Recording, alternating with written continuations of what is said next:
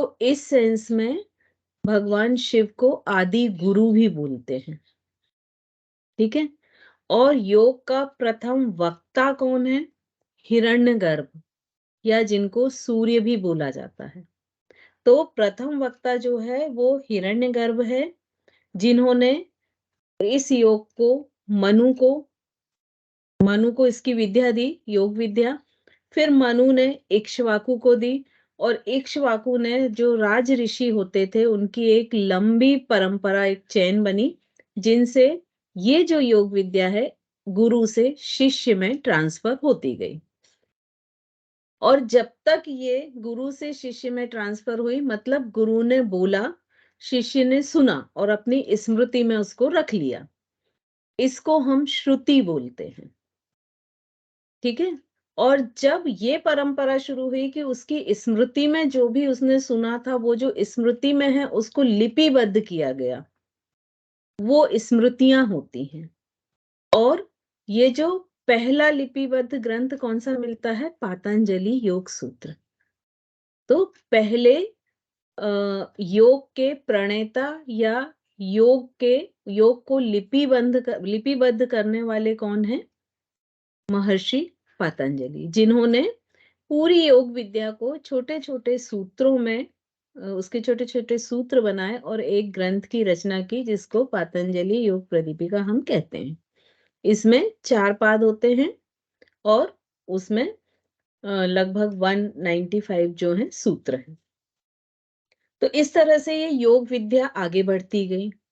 अब योग को मोस्टली, जो ऐसे तो बहुत सारे तरह के योग हैं, लेकिन जो एक एथेंटिकल और एक जो ऐसे मिलते हैं कि जो सनातन धर्म के हिसाब से हैं, तो वो 4 तरह है। तो उसमें कौन कौन सा योग है? मंत्र योग, हठ योग, लय योग और राजयोग।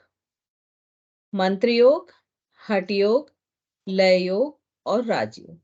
तो ये चारों तरह के योग जो है वो धर्म में, हिंदू धर्म में या सनातन धर्म में इनका वर्णन आता है। और इन सब में जो सबसे श्रेष्ठ माना जाता है कि सबसे श्रेष्ठ योग है, तो वो राजयोग माना जाता है। और राजयोग को ही अष्टांग योग भी कहते हैं। राजयोग जो है वो अष्टांग योग भी कहलाता है, और राजयोग और हठ योग परस्पर एक दूसरों के पैरेलल चलते हैं। राजयोग के बिना हठ योग संभव नहीं है, हठ योग के बिना राजयोग संभव नहीं है। तो इन दोनों योगों को एक दूसरे का पूरक माना जाता है कि जब दोनों साथ में चलते हैं, तभी संभव होता है कि वो आगे बढ़ पाए और उनका साधक जो है वो अपनी जीवन के चरम लक्ष्य, जिसको हम मोक्ष प्राप्ति कहते हैं, उसको पा सके। ठीक है? अब आप हठ योग का कोई भी ग्रंथ उठाइए, तो उसमें ज्यादातर जो शुरुआत का पहला सूत्र मिलता है वो श्री आदिनाथ नमोस्तु नमोस्तु करके मिलता है। तो यहाँ वो हठ योग का, चूंकि ऐसा माना जाता है कि भगवान शिव से ही ये प्रारंभ हुआ है और शिव को ही हठ योग में आदिनाथ का नाम दिया गया है।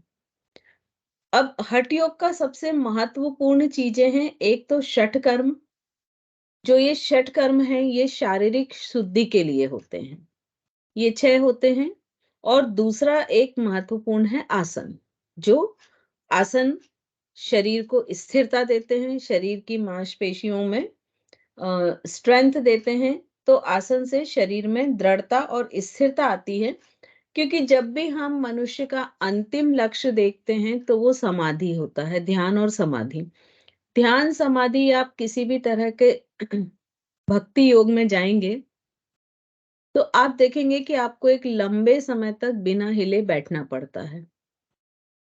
और वो बैठना तभी संभव है जब आपके शरीर में दृढ़ता और स्थिरता हो। यदि ये दोनों चीजें नहीं होंगी तो थोड़ी देर में एक पैर में दर्द होने लगा, तो जो हमारा ध्यान ध्यान पर रहना चाहिए या समाधि की अवस्था पर रहना चाहिए, वो हमारे पैर पर चला जाएगा। तो जब तक शरीर में दृढ़ता और स्थिरता नहीं रहेगी, तब तक ध्यान करना संभव नहीं होगा।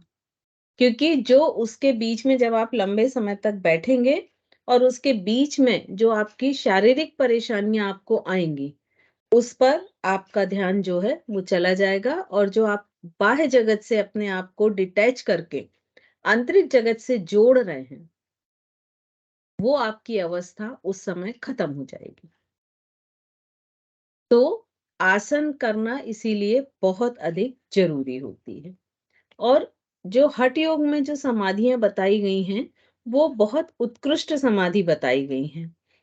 हठ योग में ऐसा कहा गया है कि ये जब समाधि व्यक्ति, किसी भी साधक को प्राप्त हो जाती है, सिद्ध हो जाती है, तो वो जीवन मुक्ति की अवस्था में आ जाता है।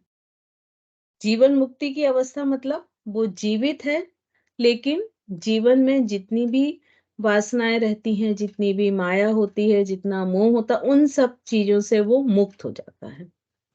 तो ये जीवन मुक्ति की अवस्था को प्राप्त कर लेता है। हठ योग में प्राणायाम को भी महत्व दिया गया है। और प्राणायाम का मतलब क्या होता है? प्राणायाम के लिए हठ योग में कुंभक शब्द को यूज किया है। बहुत सारी पुस्तकों में प्राणायाम शब्द या ना इस्तेमाल करके कुंभक शब्द को इस्तेमाल किया है। तो यहाँ आप लोग कंफ्यूज मत होइएगा, ये दोनों सेम चीज है। और इसका प्राणायाम या कुंभक से वो साधक क्या चाहता है कि वो अपने मन को अपनी आत्मा में लीन करना चाहता है। क्योंकि प्राणायाम ही एक ऐसा जरिया है कि जिसमें हम अपनी श्वासों पर काम करते हैं। और जब श्वासों पर हम अपने आप को फोकस करते हैं तो ऑटोमेटिक हमारा मन स्थिर हो जाता है।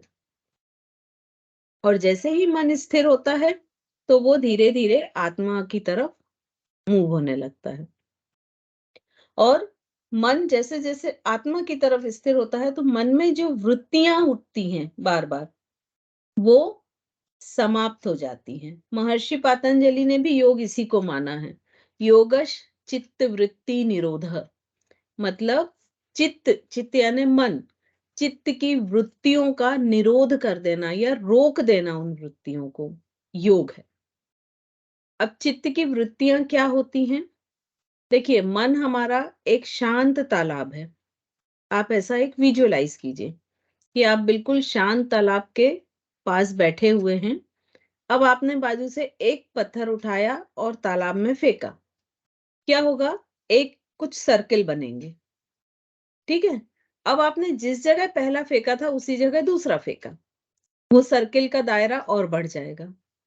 अब यदि आप लगातार वहां पर वो पत्थर फेंकते जाएं, तो धीरे धीरे वो जो वेव्स क्रिएट हो रही हैं सर्किल वाली, वो हो सकता है कि पूरे तालाब में या तालाब के एक बहुत बड़े एरिया को कवर कर लें। ठीक है? तो ये जो शांत तालाब था, ये आपका मन था। और उसमें जो पत्थर फेंके, मतलब बाह्य जगत से आपको जो इमोशनली आपको जो चीजें मिलती हैं, उससे उसमें वेव्स होती हैं। तो ये जो वेव्स बनी, ये आपके मन की वृत्तियां हैं।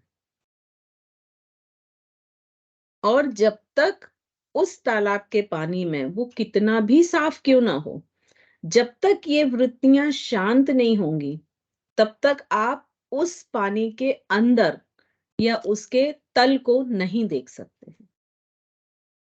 लेकिन यदि वो तालाब का पानी एकदम शांत है, स्वच्छ है, तो आप उसके अंदर नीचे तलहटी तक या उसका जो सरफेस है नीचे वाला, वहां तक भी देखने में सक्षम हो सकते हैं। तो ये जो प्राणायाम या कुंभक इन्होंने यूज किया है हठ योग में, वो क्यों किया है कि ये जो वृत्तियां मन में उठ रही हैं लगातार, जो आपको अपने अंतः जगत को नहीं देखने दे पा रही हैं या उससे संपर्क नहीं करने दे पा रही हैं, उनको शांत कर देना। और जैसे जैसे ये वृत्तियां शांत होंगी, आप अपने अंदर के जगत को देखने में सक्षम हो जाएंगे। और आप बाहर से थोड़ा सा डिटेच होकर अंदर की तरफ अपने आप को जोड़ लेंगे। अभी एक मैं ये सामान्य परिचय दे रही हूँ, फिर हम पीपीटी से भी करेंगे। आज थोड़ा सा हम एक सामान्य जान लें कि क्या होता है। अब हठ योग जो है पर्टिकुलर, तो जैसे इसमें आप देखते हैं ये दो शब्द से मिलके बना है, ह और ठ। हठ मतलब किसी चीज को संकल्प पूर्वक, दृढ़ता पूर्वक करना। क्योंकि हठ शब्द का पॉजिटिव मीनिंग भी है और नेगेटिव मीनिंग भी है। है ना? हठ पूर्वक किसी को जोर जबरदस्ती से बंधक बना लेना, नेगेटिव मीनिंग आ गया। और हम 1 किलोमीटर चल पाते हैं हठ पूर्वक 1.25 किलोमीटर चलना, ये पॉजिटिव आ गया। ठीक है? तो इस हठ शब्द का दोनों सेंस निकलते हैं, पॉजिटिव भी, नेगेटिव भी। और जो हठ शब्द है, योग में अगर हम लेते हैं तो ये पॉजिटिव सेंस में ही है। ये 2 शब्द से मिलके, ये हठ शब्द 2 अक्षरों से मिलके बना है, ह और ठ। और ये दोनों जो हैं, ये 2 हमारे जो नॉस्ट्रिल होते हैं, लेफ्ट और राइट नॉस्ट्रिल, इनसे रिलेटेड होते हैं। तो चूंकि लेफ्ट और राइट नॉस्ट्रिल जितनी भी हमारे ऑटोनॉमिक नर्वस सिस्टम को बैलेंस करते हैं, तो जब हम हठ योग लगातार करते जाते हैं, तो हमारे जो सिंपैथेटिक और पैरासिम्पैथेटिक नर्वस सिस्टम होते हैं, ये बैलेंस्ड होते हैं। ये जब बैलेंस्ड होते हैं, तो हमारे इमोशन बैलेंस्ड होते हैं। इमोशन बैलेंस्ड होते हैं, तो हमारी जो एंडोक्राइन ग्लैंड्स हैं, उनके उनमें जो हार्मोनल सिक्रेशन होता है, वो बैलेंस होता है। तो अगर हम इस तरह से देखें कि हठ योग हमारी पूरी बॉडी को स्वस्थ रखने में संभव होते हैं। और ह जो होता है वो सूर्य नाड़ी का प्रतीक होता है। सूर्य नाड़ी मतलब पैरासिम्पैथेटिक नर्वस सिस्टम, यानी राइट नॉस्ट्रिल। तो जो ह शब्द होता है, इसको हम हकार भी बोलते हैं। कई जगह इसको, ह शब्द को हकार भी कहा जाता है। ये किस नाड़ी से संबंधित होता है? सूर्य नाड़ी से, मतलब राइट नॉस्ट्रिल से, जिसको हम पिंगुला भी कहते हैं। और जो ठ होता है वो हमारे लेफ्ट नॉस्ट्रिल से रिलेटेड होता है, और ये चंद्र नाड़ी कहलाती है। तो हठ में सूर्य और चंद्र दोनों का समावेश होता है। ऐसा हठ योग में कहा गया है कि जब भी कोई साधक हठ योग करता है अभ्यास लंबे समय तक, तो उसके शरीर में जितने भी दोष होते हैं, वात पित्त कफ, ये जो तीनों दोष होते हैं, और उसके शरीर में यदि जड़ता है, किसी तरह की निष्क्रियता है, वो सारी समाप्त हो जाती है। ये ज्यादातर सभी हठ योग में इस चीज का वर्णन मिलता है। क्योंकि ये जो वात पित्त कफ होते हैं, ये अगर इम्बैलेंस्ड होते हैं, तो बहुत सारी बीमारियों का कारण बन जाते हैं। तो हठ योग हमारे इन तीनों दोषों को भी बैलेंस करता है। इसके बाद हठ योग में सबसे पहले तो षटकर्म दिए गए हैं। षटकर्म से क्या होता है? शरीर की पूरी शुद्धि होती है। फिर उसके बाद आसन दिए गए हैं। आसन से शरीर में दृढ़ता और स्थिरता आती है। इसके बाद आता है मन। हमने अपने पहले शरीर को शुद्ध कर लिया, अब शरीर को स्ट्रांग बना लिया। अब शरीर तो सध गया, अब आती है बारी मन की। तो मन को स्थिर बनाने के लिए हम किस किस पर काम करते हैं? प्राणायाम या कुंभक से। और हठ योग में ऐसा कहा गया है कि जो अ, पंच प्राण होते हैं, उसमें प्राण और अपान वायु को आपस में मिला देना ही कुंभक है। ये हमारे 3 इसके आयाम हो गए। अब इसके बाद हमारे प्राण को, जो साधक का प्राण है, उसको बाहर जाने से रोकना। मतलब मन जो बाहर की तरफ भाग रहा है, उसको रोक के शरीर के अंदर अपनी जिस दिशा में आप चाहें उस दिशा में ले जाके स्थिर करना। ये इसका चौथा आयाम होता है, और वो किसके द्वारा संभव होता है? मुद्राओं के कारण। तो इसमें षट क्रियाएं, आसन, फिर उसके बाद प्राणायाम, फिर मुद्रा और बंध। और उसके बाद आता है जब आपने अपने प्राणों को या अपने मन को अंतर्मुखी कर लिया, तो उसको बाहर से टोटली डिटैच करके अपने पांचों सेंस ऑर्गन्स को अंदर से जोड़ना। ये हो जाता है प्रत्याहार। जो इसका अगला आयाम होता है। और इन सबको करने के बाद लास्ट होता है कुंडलिनी जागरण या समाधि, जिसको इसमें नादा अनुसंधान कहा जाता है। नाद अनुसंधान। तो इस तरह से ये लगभग सभी, अभी हम एक जनरल बात कर रहे हैं कि हठ योग में क्या-क्या चीजें रहती हैं।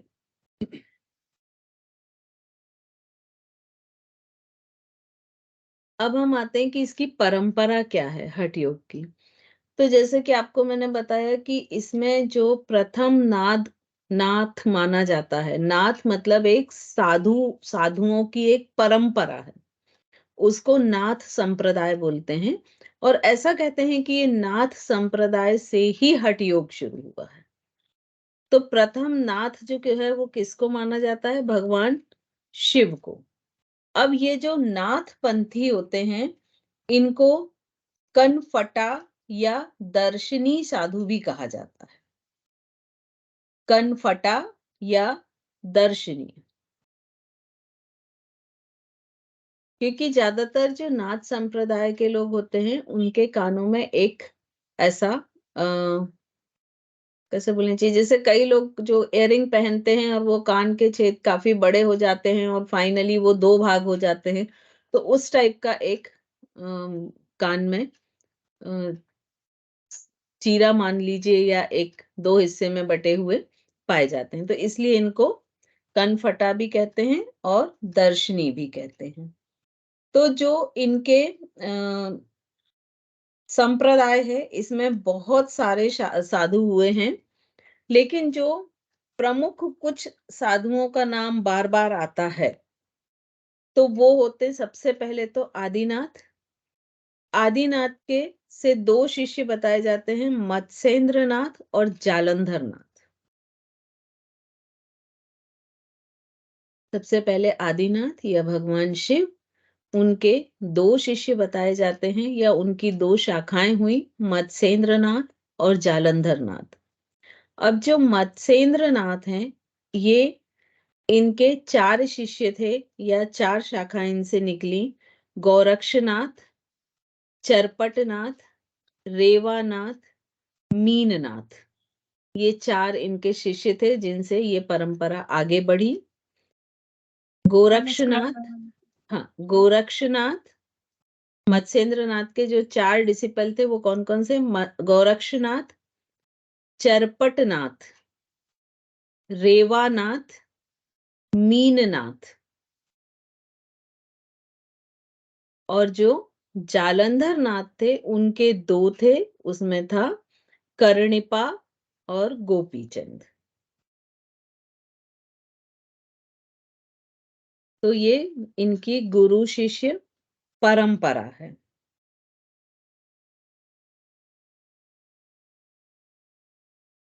अब ये जो नाथ संप्रदाय के लोग होते हैं, साधु होते हैं, इनकी वेशभूषा प्राय कैसी होती है कि ये खप्पर, गूदड़ी, बाघंबर पहनते हैं। और जहां तक इनके कान के फटने का जो है, तो कुछ जगह ऐसा उल्लेख मिलता है कि भगवान शिव के कुंडल जो थे, उसको लेके मत्स्येंद्र नाथ ने बहुत कड़ी तपस्या की, जिसके कारण शिव ने वो कुंडल उनको दिए। और चूंकि वो कुंडल उनके कानों में नहीं जा रहे थे, तो उन्होंने अपने कान को थोड़ा फाड़ कर वो कुंडल जो पहने, उनको धारण किया। तो एक तो ये मत माना जाता है, और दूसरे कुछ लोग मानते हैं कि गोरक्षनाथ जी ने इस पद्धति को बढ़ाया है। तो इस पर आपको बहुत डिटेल जाने की जरूरत नहीं है। अब राजयोग और हठ योग, दो को एक दूसरे का पूरक माना जाता है। दोनों में अंतर क्या है? हठ योग में यम नियम को छोड़ दिया गया है, जबकि राजयोग में शुरुआत ही यम और नियम से होती है। दोनों थोड़ा सा अंतर है, लेकिन फिर भी हर ग्रंथ में लगभग ऐसा कहा गया है कि हठ योग और राजयोग जो है, ये एक दूसरे पर आश्रित हैं।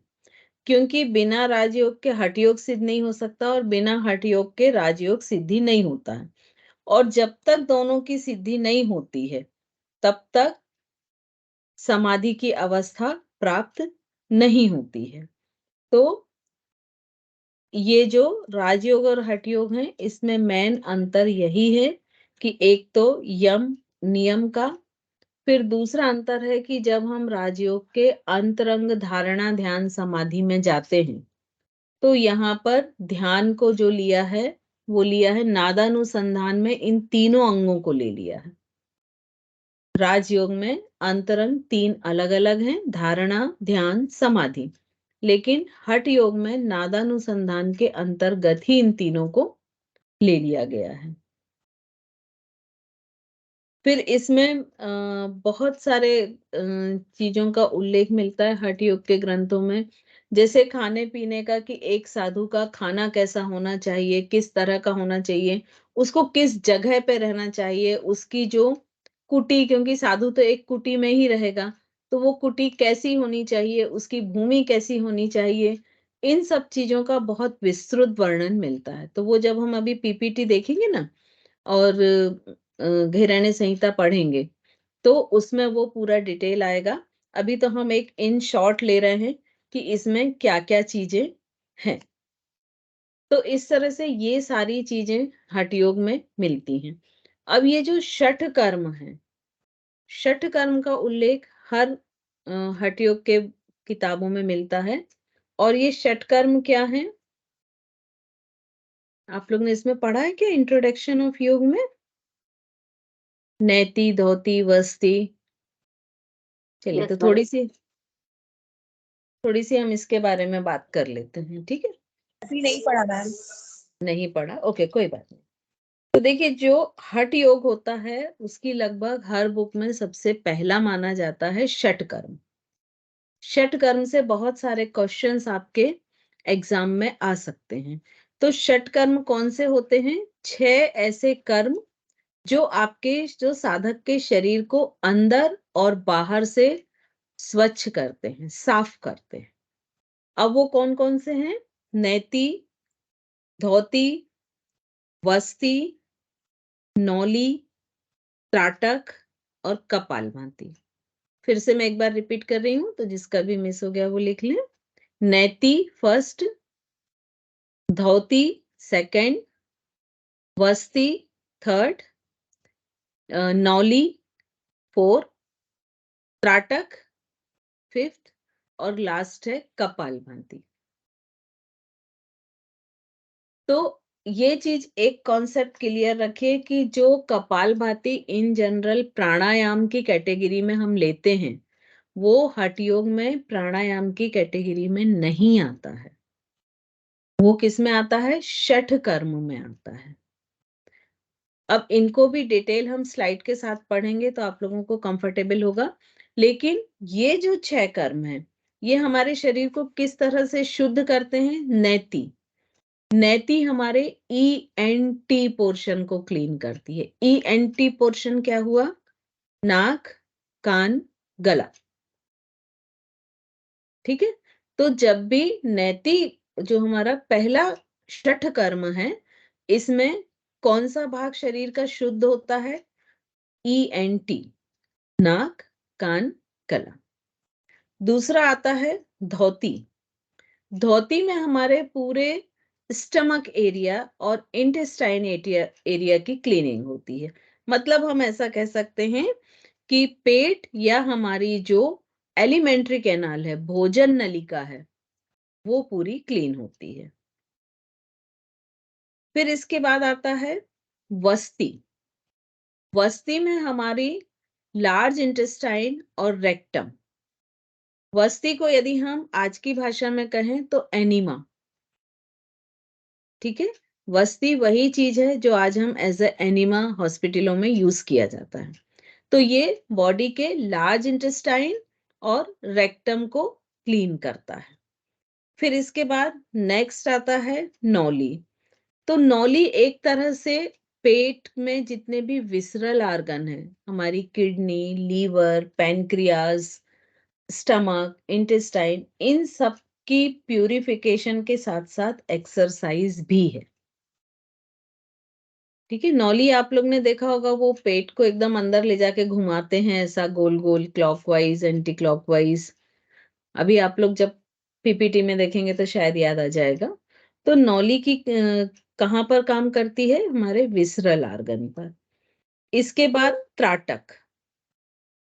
त्राटक का मेरे ख्याल से नाम सभी ने सुना होगा कि एक वो कैंडल में फ्लेम पर अपने आप को फ़ोकस करते हैं। तो जो त्राटक है वो मोस्टली किसके लिए है? आँखों के लिए है। और त्राटक में ज़्यादातर फ्लेम पर अपने आप को फ़ोकस्ड करते हैं, बट ये ज़रूरी नहीं है। त्राटक बहुत सारी तरह का होता है, बाह्य भी होता है, अंतः भी होता है कि हम आँख बंद करके भी कर सकते हैं। और लास्ट है कपालभाति। तो कपालभाति से किसकी शुद्धि होती है? ब्रेन की, मस्तिष्क की। ठीक है? तो ये इस तरह से जो हठ योग होता है, उसका लगभग सभी बुकों में इस तरह से एक ये सार है।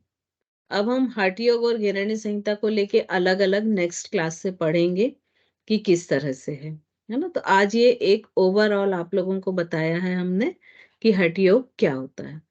इसमें अब किसी के क्वेश्चंस हैं, तो वो अपने आप को अनम्यूट करके पूछ सकता है। हाँ, अगर कोई कुछ इसमें बताना चाहे तो वो भी बता सकता है। मैम ये प्राटक वर्ड प्राटक है या त्राटक है? त्राटक, त्र में आ की मात्रा, ट और क।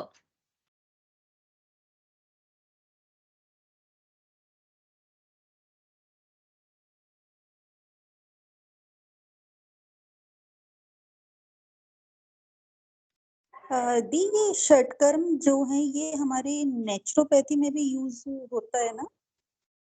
नेचुरोपैथी में यूज़ होते हैं, लेकिन थोड़े से नाम डिफरेंट होते हैं। उसमें वो स्नेहन, मर्दन इस टाइप से उसकी टर्मिनोलॉजी हो जाती है। तो देखिए, हमारा शरीर एक है, उसका नेचर एक है, उसकी स्ट्रक्चर एक है, उसकी मतलब एनाटॉमी, फिजियोलॉजी भी एक है। तो सभी चीज़ों में काम तो उसी पे करेंगे ना। बस उसकी टर्मिनोलॉजी चेंज हो जाती है और थोड़ा-सा शायद काम करने का तरीका बदल जाता है।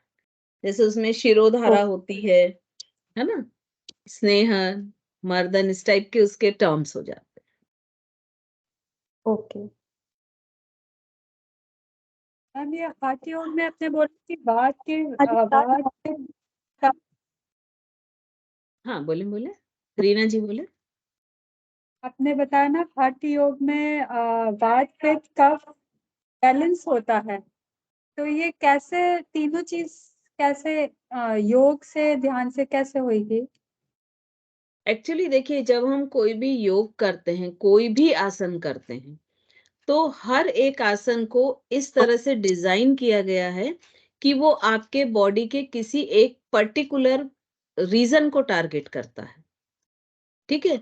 अब जैसे आपने मान लीजिए पश्चिमोत्तासन किया, तो पश्चिमोत्तानासन में क्या होगा कि आपके जो मसल्स हैं वो तो बैक के स्ट्रेच हो रहे हैं, लेकिन आपका जो मणिपुर चक्र है, मणिपुर चक्र मतलब वहाँ आपका नाभि का स्थान, ठीक है? वो क्रंच हो रहा है ना? उसमें कॉन्ट्रैक्शंस आ रहे हैं। तो क्या होता है कि जब आप वहाँ जाके उसमें रुकते हैं, तो उस एरिया में एक स्टिमुलेशन चालू होता है। और वो स्टिमुलेशन क्या करता है कि वहाँ की एनर्जी को बैलेंस करता है।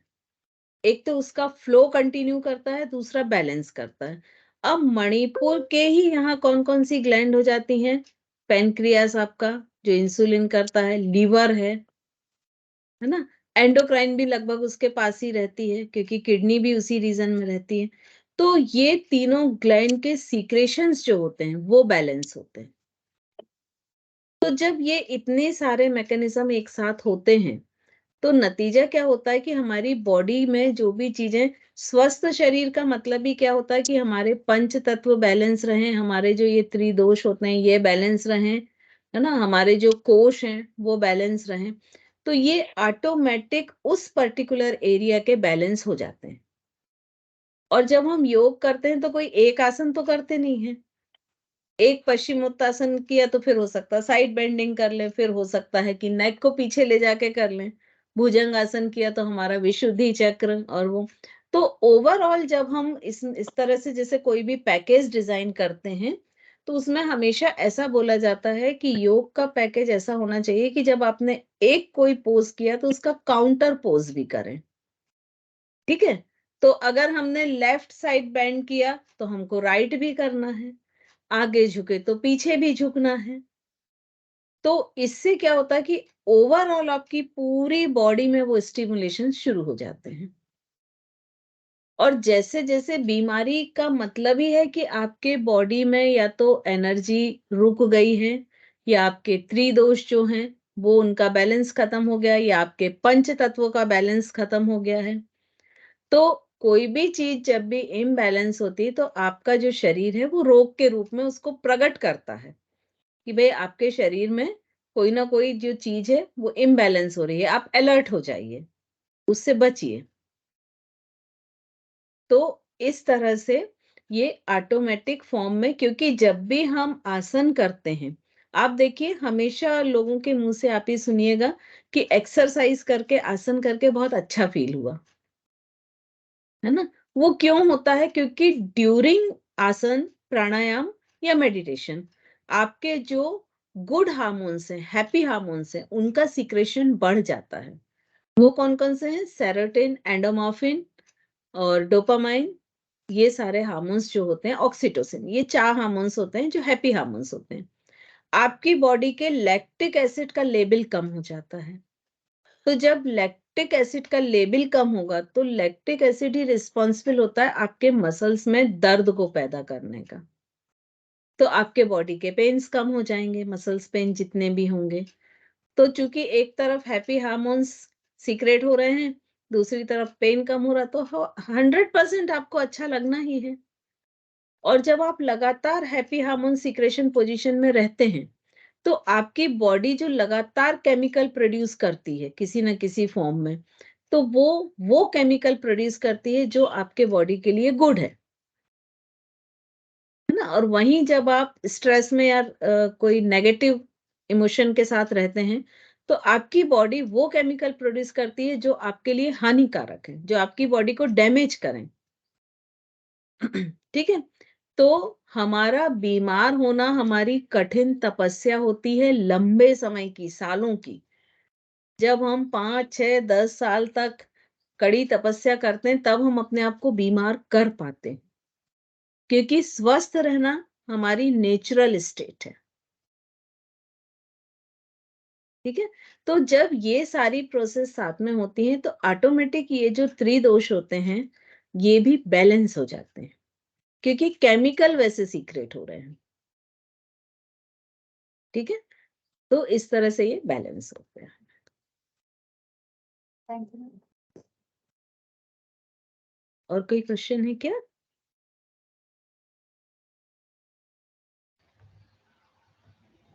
मैम एक बार है हैप्पी हार्मोन्स के नाम बताइए। डोपामाइन, ऑक्सीटोसिन, एंडोर्फिन और ऑक्सीटोसिन, सेरोटिन, डोपामाइन, एंडोर्फिन।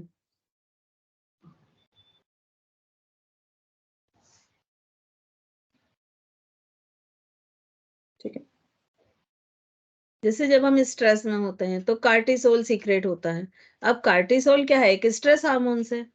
तो जब तक वो सीक्रेट होगा तब तक आपकी बॉडी में जो केमिकल्स प्रोड्यूस हो रही हैं, आपकी बॉडी जो केमिकल बना रही है वो भी हार्मफुल बनाएंगी या बैड केमिकल्स बनाएंगी।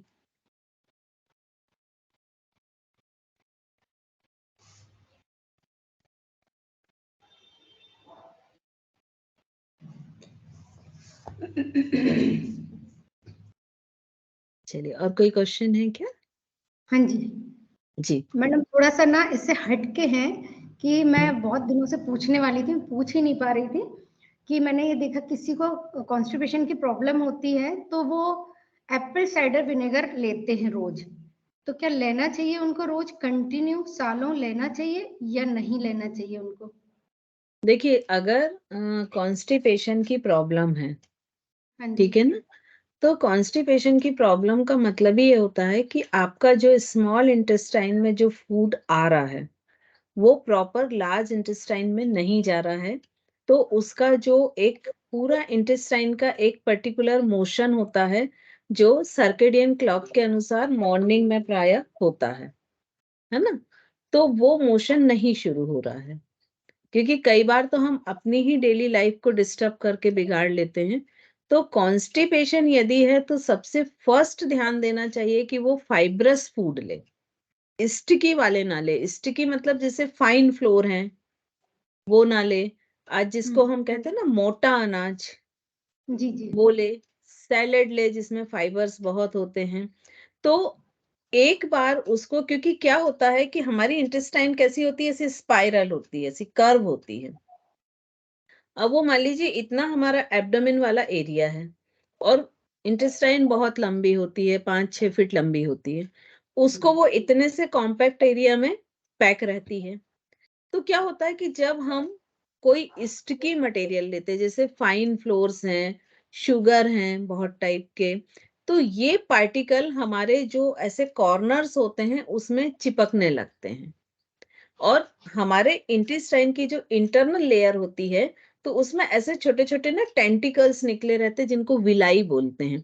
इसको आप ऐसे समझ सकते हैं कि जैसे आजकल एक वो कुशन आता है ना जिसमें ऐसे छोटे छोटे फर निकले रहते हैं, है ना, उस टाइप के। अब ये जो विलाई होते हैं ये क्या करते हैं, एक तरफ मोशन करते रहते हैं, कि मतलब जो पीछे मटेरियल आ रहा है उसको आगे की तरफ बढ़ाते जाना। अब जब स्टिकी मटेरियल आता है तो ये भी स्टिक हो जाते हैं, तो वहां पर ये फंक्शन भी रुक जाता है ना। तो सबसे बेटर ये होता है कि पहले तो आप अपनी इंटेस्टाइन को क्लीन करें। वो कैसे करेंगे, वो अभी जो हम ये षटकर्म पढ़ेंगे ना, तो इसमें एक लघु शंख प्रक्षालन आता है। क्योंकि क्लीन करने के बहुत से तरीके होते हैं, लेकिन जहां तक मैं प्रिस्क्राइब करती हूँ तो मुझे ऐसा लगता है कि हर चीज एक नेचुरल वे में होनी चाहिए। तो ये जो लघु शंख प्रक्षालन है ये बहुत नेचुरल प्रोसेस है, और इसमें जब हम पानी पी के करते हैं ये, तो इसमें हमारा इंटेस्टाइन इतनी क्लीन हो जाती है कि जो भी ये प्रोसेस करता है कि जब वो फ्रेश होने जाता है तो ट्रांसपेरेंट वाटर निकलने लगता है। तो जब आपकी पूरी ईसोफेगस या पूरी जो आहार नलिका है वो क्लीन हो जाएगी तो ऑटोमेटिक वो फंक्शन प्रॉपर करेगी। तो किसी भी जगह अगर कोई प्रॉब्लम है तो पहले उसको रेस्ट दें, उसको क्लीन करें, फिर आगे कुछ सोचें। क्योंकि जब तक वो अपने नेचुरल स्टेट में नहीं आएगा और वहां पर जो भी टॉक्सिन या जो भी गंदगी डिपॉजिट है वो जब तक आप बाहर नहीं करेंगे, डिटॉक्स नहीं करेंगे, तब तक वो फंक्शन नहीं कर सकता। सी आपका मोबाइल है, बहुत सारी चीज आप भरते जाएं भरते जाएं भरते जाएं, कितनी भी अच्छी क्वालिटी का होगा, एक समय आएगा कि वो हैंग होने लगेगा। और फिर आप क्या करते हैं, क्लीन करते हैं उसको।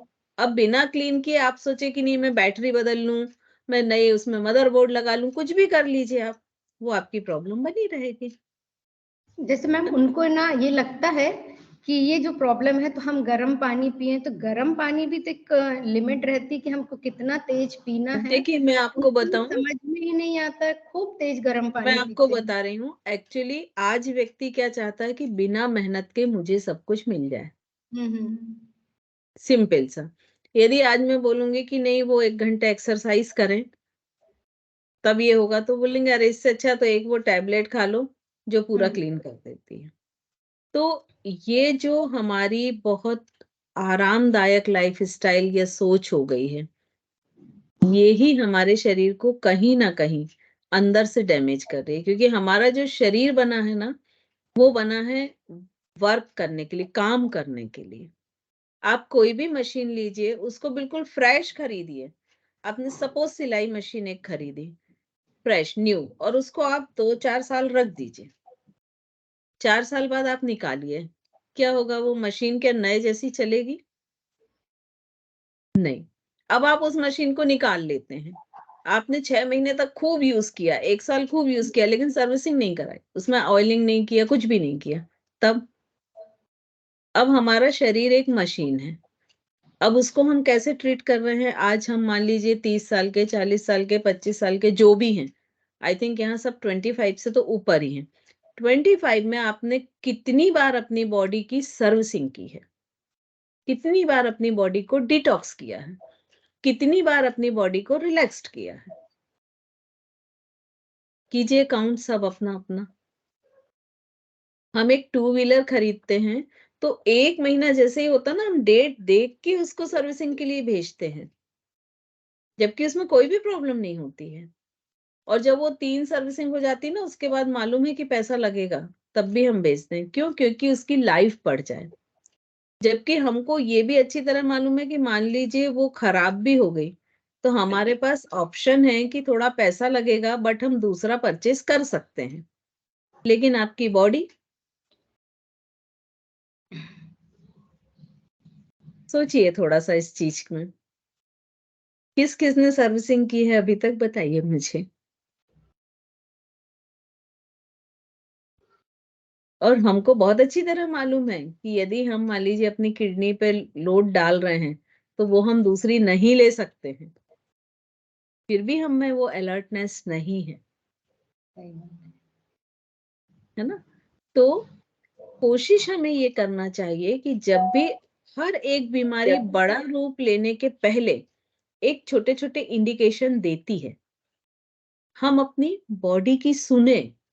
सब चीज हमारी बॉडी बोलती है। जब उसमें शुगर की कमी होती है तो ऑटोमेटिक आपके अंदर से इच्छा होगी कि कुछ मीठा खाएं। जब आपका बीपी लो होगा तो ऑटोमेटिक आपका मन होगा कि कुछ तीखा खा लें।